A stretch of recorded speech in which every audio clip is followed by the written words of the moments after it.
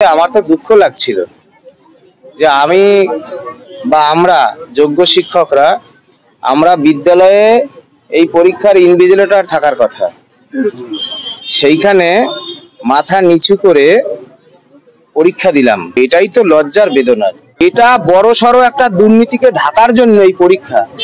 প্রশ্ন কেমন হয়েছে, কি বসলো, এটা কথা নয়, আমাদেরকে কেন পরীক্ষায় বসতে হলো এর দায় কার?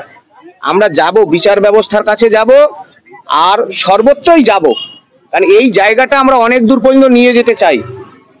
এত সহজে মানার জন্য আমরা তৈরি নেই। আমরা যোগ্য ছিলাম, যোগ্য আছি, এটাই শেষ কথা আমাদের। কালো পোশাকে পরীক্ষায় চাকরিহারা শিক্ষকদের একাংশ কালো পোশাকে পরীক্ষায় বসেছেন চিন্ময় মণ্ডল, মেহবুব মণ্ডল।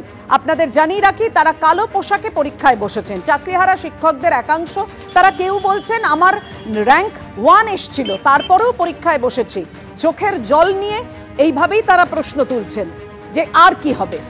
আবার অনেকেই বলছেন প্রশ্নপত্র ভালো হয়েছে। এভাবেই আশা আশঙ্কার মধ্যে দিয়ে আজকের পরীক্ষা মিছিল। কালো পোশাকে পরীক্ষায় চিন্ময় মণ্ডল, মেহবুব মণ্ডল। যথেষ্ট প্রশ্ন সহজ হয়েছে। আমার সাবজেক্ট আমি বলতে পারি, আমার হলেরও যারা বসেছিলেন ফ্রেশার্সরাও এবং অন্যান্য সাবজেক্টেও খোঁজ নিলাম, তারাও বললো যে কোশ্চেন সহজ এসছে, অতএব কাট অফ হাই নামবে। এবার হাই কাট অফ, এবং সেখানে দাঁড়িয়ে যাদের সিলি মিস্টেক তো হওয়ার চান্স থাকেই, দেখা যাক। এখন বলা মুশকিল কার কত হবে যতক্ষণ না আনসার কি। কালো টি শার্ট পরে কেন এসেছেন? কালো টি শার্ট পরে এই জন্য এসেছিলাম কারণ আজকে তো যোগ্যদেরকে আবার নতুন করে পরীক্ষা দিতে হবে। এই বিভীষিকাময় একটা মানে তন্দ্রাচ্ছন্ন পরিবেশে আমাদের পড়তে হয়েছে, তার দোষ তো আমাদের নয়, সেটা সকলেই জানে। তো সেই মানে এটার একটা প্রতিবাদ সুলভ ব্যাপারে আমরা কালো ড্রেসটা পরেছি। আমরা তো জানি আজ থেকে নিয়োগ টিয়োগ হয়ে গেলে আবার 2 বছর পরে 3 বছর পরে কি বেরোবে তা তো এখন বলা সম্ভব নয়।